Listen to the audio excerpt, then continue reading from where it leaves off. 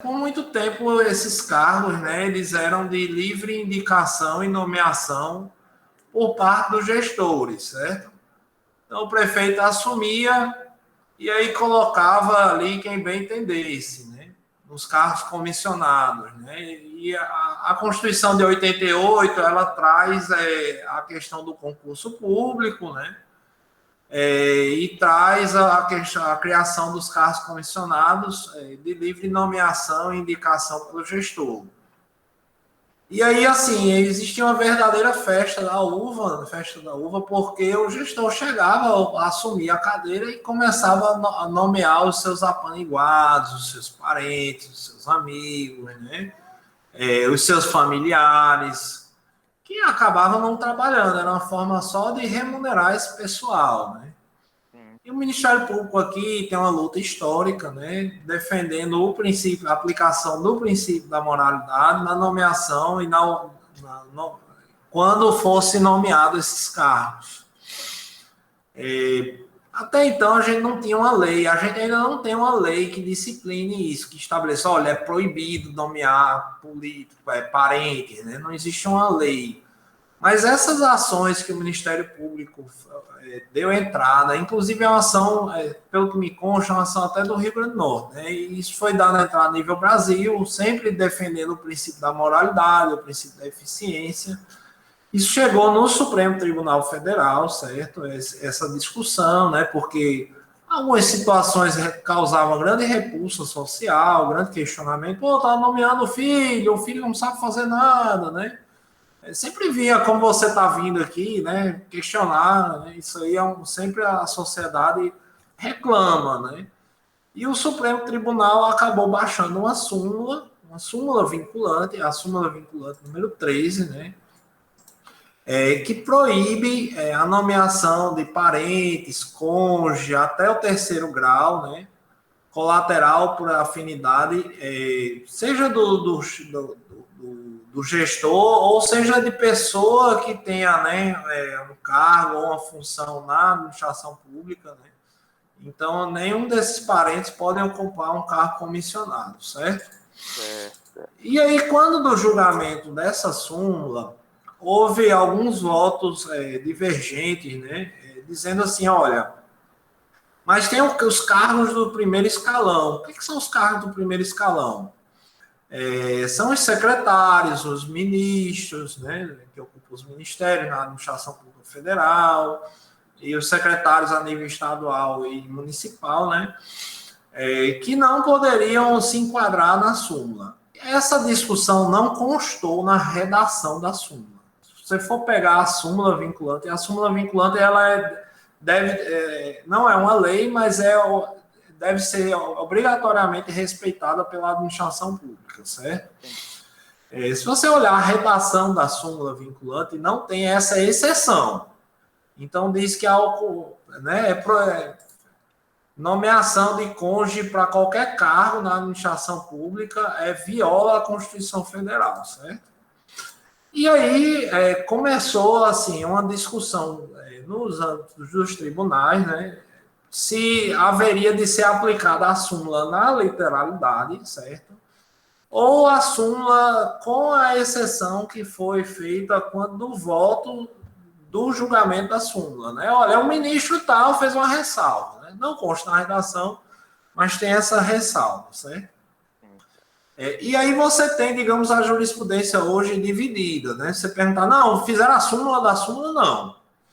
Tem ministro, por exemplo, o ministro Marco Aurélio aplica a súmula na literalidade, certo? Então diz que em sede de reclamação já determinou o afastamento de gestores por violação do texto expresso da súmula. Outros ministros não, falam, olha, isso não constou na redação da súmula, mas quando a gente deliberou aqui a votação, né, foi feita essa ressalva.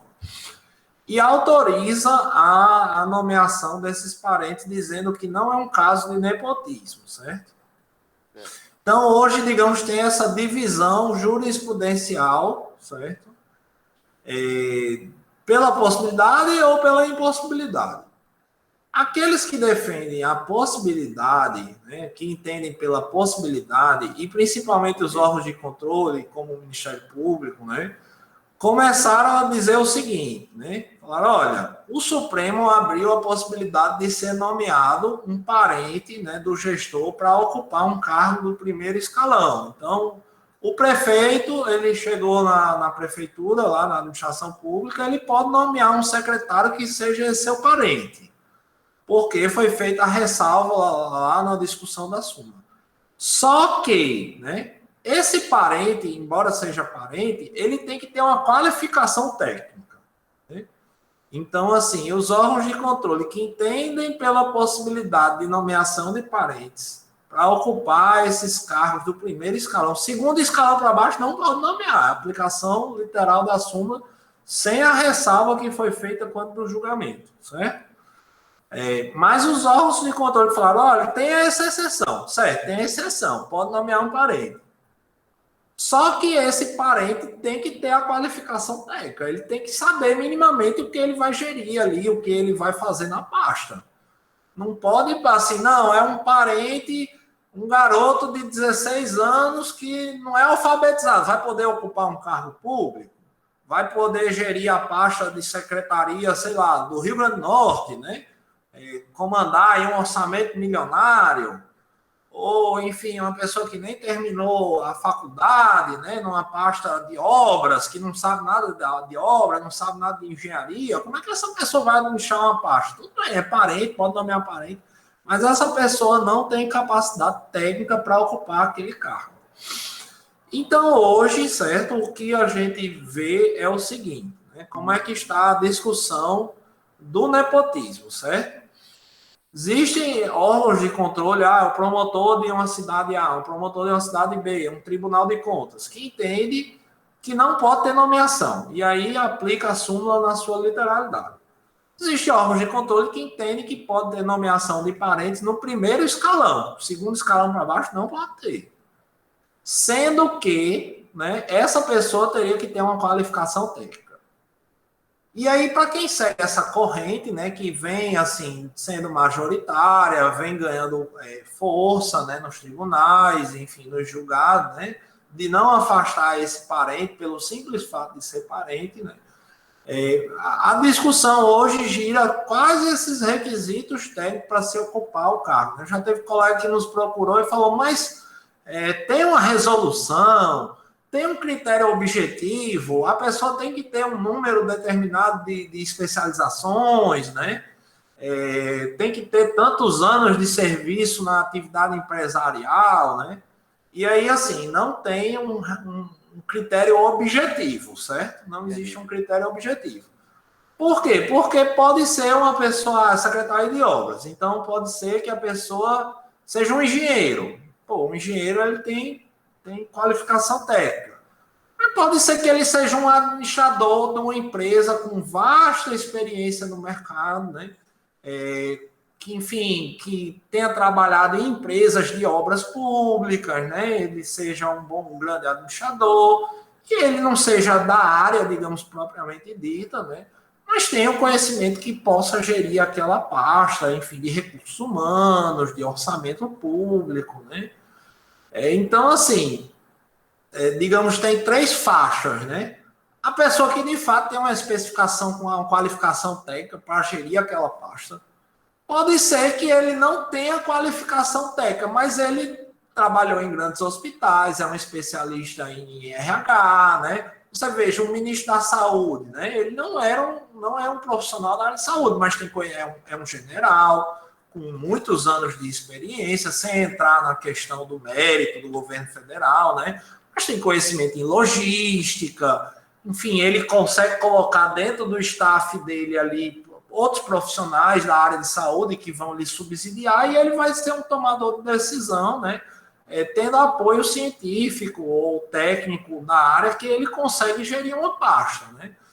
Enfim, esse exemplo ainda tem questionamentos políticos, mas dá um pouco a entender o que eu estou tentando explicar. Mas tem pessoas que realmente não têm conhecimento nenhum, né? Não, é o filho do prefeito que tem 17, 18 anos, né? Não terminou nem o segundo grau, não fez a faculdade, estava ali jogando bola com os amigos, e aí jogando videogame, o prefeito foi e botou ele ali, né? Não, então essa pessoa de fato não tem conhecimento técnico nenhum. E aí, como é que se dá, né? A gente tem um canal de denúncia aqui no Ministério Público, né? As promotorias também têm seus canais de denúncia. O cidadão geralmente, né, faz o relato, olha, o prefeito hoje, essas nomeações são acompanhadas pelo portal de transparência, pelo Diário Oficial, todo mundo sabe quem são os secretários, né? Então, também não é uma coisa assim muito escondida, né? Então o pessoal acaba fazendo essas denúncias que vão para os promotores, né? Eles instauram os inquéritos civis, eventualmente chamam a pessoa para se manifestar, para apresentar essa qualificação técnica. E se aí o promotor entender que a qualificação técnica não está atendida, ou se é aqueles casos de segundo ou escalões inferiores da administração pública, eles pedem uma recomendação ou entra com ação civil pública pedindo que aquele profissional, aquele servidor, seja afastado do cargo comissionado. A gente tem um problema muito maior, na verdade, né, em relação, digamos, a empresas contratadas, certo? Isso aí é uma coisa que eu acho que a gente, enquanto instituição e sociedade, precisa acompanhar mais de perto, né? Porque acontece muito também, né? E aí, assim, é um cargo não é bem um nepotismo, não deixa de ser um nepotismo, mas é quase um cargo fantasma, né?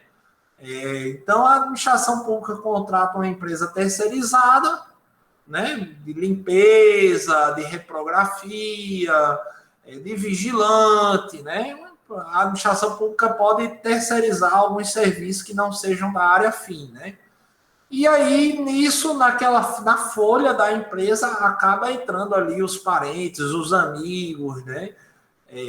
Uma burla aí, a súmula do nepotismo. Não está indo para um cargo comissionado do primeiro escalão, né? Mas é uma forma ali de contratar um parente, de remunerar um parente, né?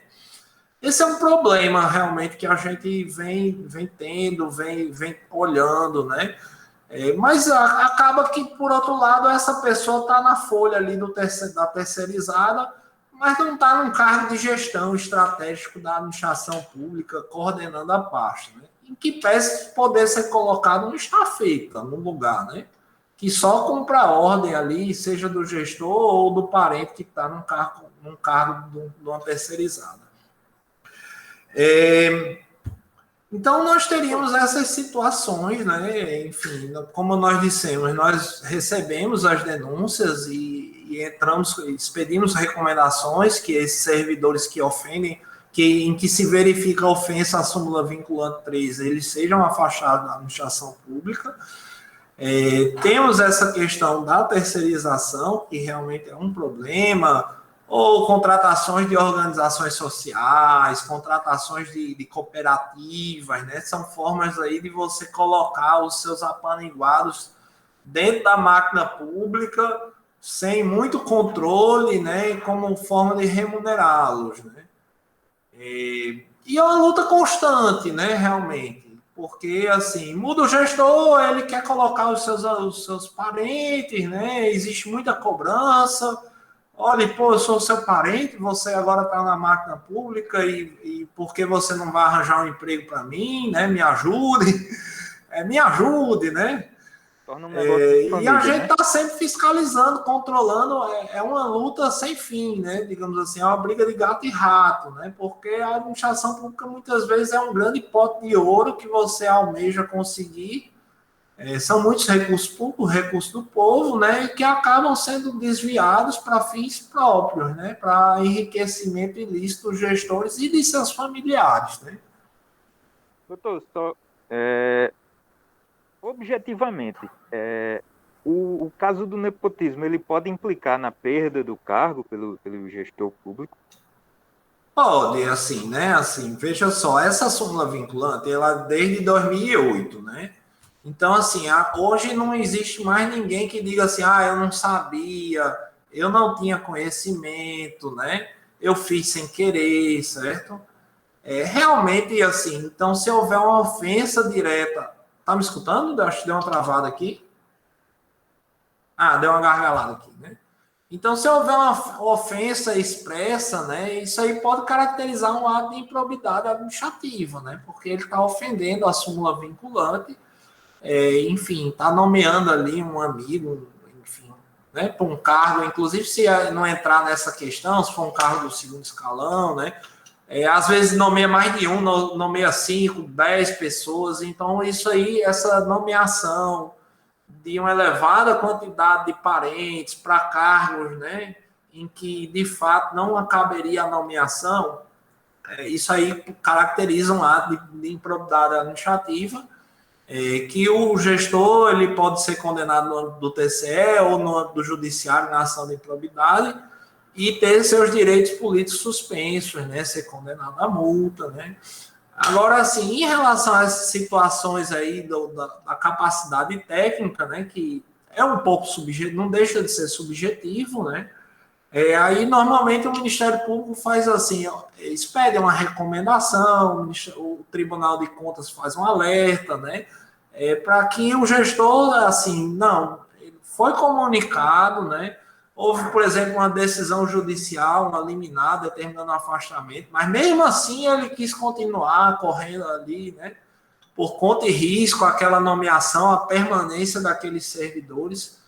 E aí, assim, né, isso aí caracteriza demasia o dolo dele, né? E aí, caracterizado esse dolo, né, não é aquela história da bola dividida, ele também pode ser acionado na improbidade, né? O nepotismo hoje ele pode ser considerado o principal crime contra a administração pública? Olha, assim, eu não diria que é o principal crime, é mais de um ato, né, que fragiliza a administração pública, certo? Agora, assim, você perguntar o principal crime, eu acho é muito subjetivo. Para mim, o principal crime é o cara desviar dinheiro público, né? Ou o cara corromper um servidor público, o servidor público corrupto, o servidor público que extorque, né? O servidor público que diz que vai fazer uma obra, fica com dinheiro e a obra não é construída, né? Enfim, organizações criminosas que colocam servidores públicos, por exemplo, você tem uma organização criminosa relacionada ao tráfico de drogas, né? Que elege um deputado, ou um vereador, ou um prefeito, né? Que passa a gerir a máquina pública, enfim, em benefício de uma organização criminosa, né? Então, não diria aí que o nepotismo é o pior crime, né? Agora, você colocar uma pessoa que não tem capacidade, né, para gerir uma secretaria, um órgão, né, que aí ele vai, assim, não vai trabalhar, vai desarranjar, não tem conhecimento técnico, aí vai começar a contratar os amigos dele também, né? Enfim, tende a não dar certo, né? As nomeações que não são feitas pelo mérito, né? Bota um bocado de amigo e ninguém quer trabalhar, né? Quer só brincar, digamos assim, ou bater no peito e dizer eu sou secretário, né? Que faz decisões políticas administrativas equivocadas, né? Ou desastrosas até, né? Então, assim, realmente é ruim para a máquina pública, fere o princípio da eficiência, né?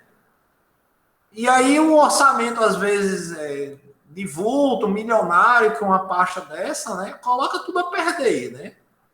Você passa 4 anos, um ano ali com uma pessoa que não sabe nada, que só faz tudo errado, né? Que, enfim, realmente fica difícil, né? Agora é difícil fazer assim, é o pior, né? Aí a gente nunca deve bater o martelo, porque sempre vai alguém dizer, não, mas tem isso aqui, né? Realmente tem isso, né? Então, pior é subjetivo. Bem, doutor, eu acho que é isso. Não, a gente se coloca à disposição, né? Dizer que a gente, enquanto as instituições, né, estamos fiscalizando, recebendo as denúncias, né? Instruindo os procedimentos, né? Seria melhor que houvesse um critério objetivo assim, não pode, né? Mas realmente hoje tem essa exceção, né? Às vezes é difícil apurar, né, essa capacidade técnica, né? Porque Enfim, a pessoa até se prepara, dá uma estudada, né? Quando vai conversar com o promotor, o advogado até orientou, o próprio pessoa mostra ali algum conhecimento e a gente fica com a dificuldade de dizer essa pessoa pode, essa pessoa não pode, né? Tem ou não capacidade técnica, enfim, né? Algumas zonas divididas, bola dividida, a pessoa vem permanecendo no cargo, né? E às vezes até faz uma boa administração. Também a gente não pode demonizar uma pessoa, enfim, né? Pelo simples fato de ser parente, né? É uma ressalva que o Supremo vem fazendo, né? A gente não, digamos, não é feliz com ela, dificulta um pouco o trabalho, mas a gente trabalha de acordo com as regras do jogo. Certo. Então, ok, doutor, muito obrigado. Certo? Peço desculpa aí por não poder me estender e a gente se coloca à disposição, tá bom, amigo? Tudo bem. Também peço desculpa pelos problemas técnicos, Não, que é mas isso. A gente entende agradeço demais. a disponibilidade e até mais, doutor. Abraço, tchau, tchau.